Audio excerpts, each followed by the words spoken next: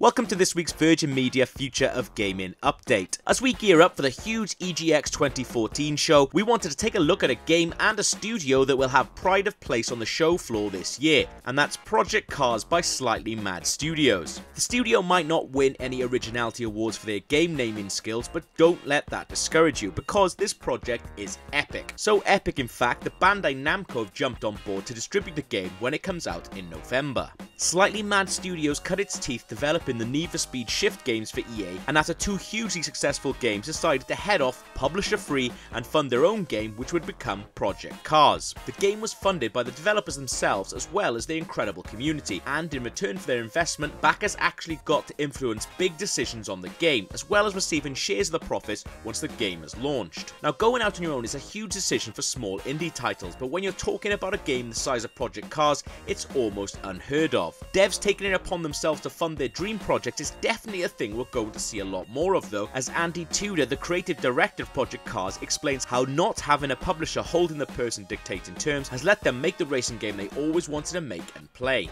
There are many games out this particular fall. A lot of them fall into the kind of the action arcade kind of space. If you're looking for a kind of Forza, Gran Turismo kind of experience though, and with a lack of like those titles actually out this particular year, Project Cars is like where you need to be, you know? It's got everything that people have been asking for in those particular titles for a long time, and it also brings in a lot of like features that have been existing in the PC sim community and sim racing games on the PC for a while now, but have never really been experienced on console as well. As well as feedback from the community and backers, Slightly Mad Studios have also got a number of real-life racing men involved with the project, including a former Top Gear Stig, Lewis Hamilton's little brother, a professional Le Mans driver, Ollie Webb. We had a little chin wag with Webb right next to a racing circuit, which seemed like a good idea at the time, but was actually really noisy. I started with the guys at Project Cars and WMD when they needed some help with the BAC Mono, which is a car I do the test driving for on the road. I race professionally with European Le Mans Championship, so we currently lead that championship, Le Mans 24 Hours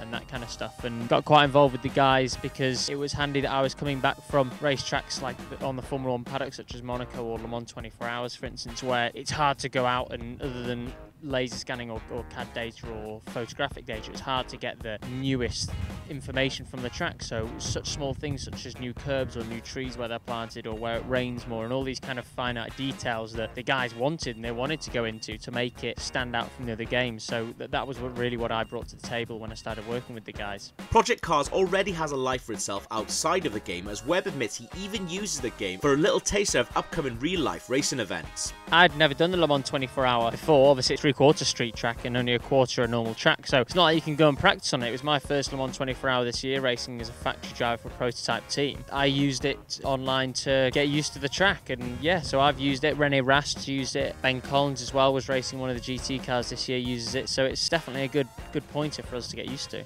The likes of Project Cars are continuing to challenge what gamers need from a racing game and developing that game without the shackles of a big-name publisher pulling the strings. You can see for yourself if Project Cars lives up to the hype, because it'll be playable at this year's EGX alongside Bandai Namco's other huge hitter, The Witcher 3 Wild Hunt, so make sure you check those out on the show floor.